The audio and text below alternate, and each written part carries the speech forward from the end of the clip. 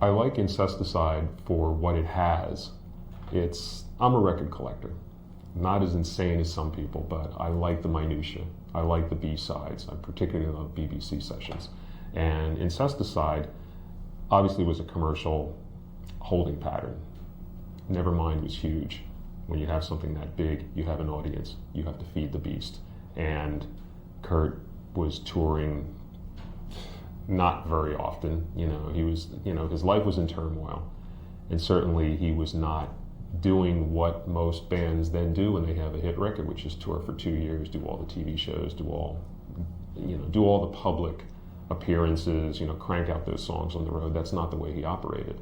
He wrote so many of those songs just by himself in his little apartments at Olympia and in Washington, away from people, and just trying to gather his thoughts into a cogent form. He was at a point in his life where nothing was cogent, nothing made sense.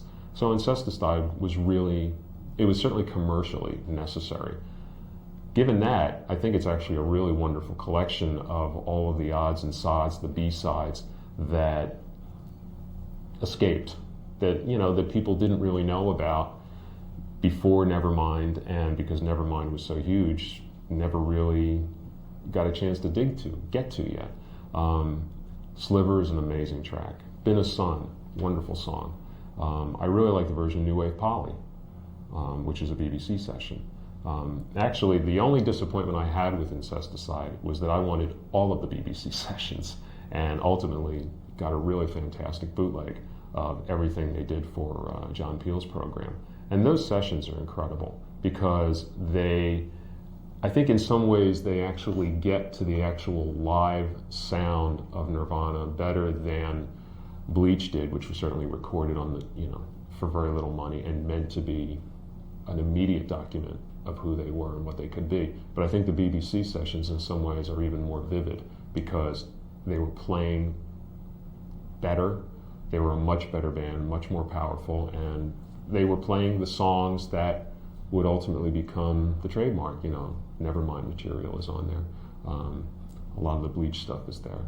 There is the Polly, which is like a little different from the one that was on Nevermind.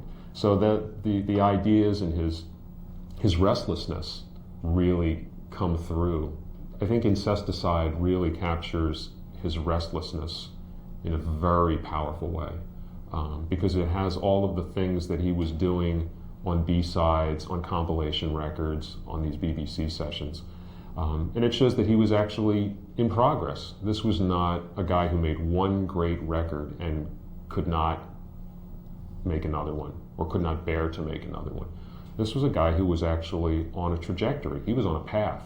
And the main records, Bleach, Nevermind, and In Utero, they are the grand statements because in the record business, in this day and age, that's what counts. It's the grand statement. It's the album, the thing that represents that big part of your life. But songwriters constantly write songs. Bands constantly play. They tour. And not every record needs to be on a huge record, on a huge album. Some of the best songs are B-sides. Been a Sun is an amazing track. Sliver is arguably one of Kurt's best songs. One of his most autobiographical. And it's on this little compilation record, which was kind of there. And you could tell that he was into it. He wrote the sleeve notes. He talked about his love of indie rock and, that whole culture of collecting things from the dark corners.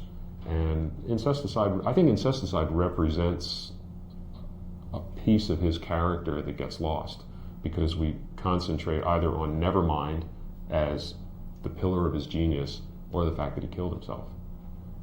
In between, there is this guy who loved music, made records, bought records, went out of his way to help and promote bands that meant a lot to him, covering songs by the Vaselines, talking about people like Daniel Johnston and the Raincoats, trying to get these people on, Nirvana shows, wanting to meet them.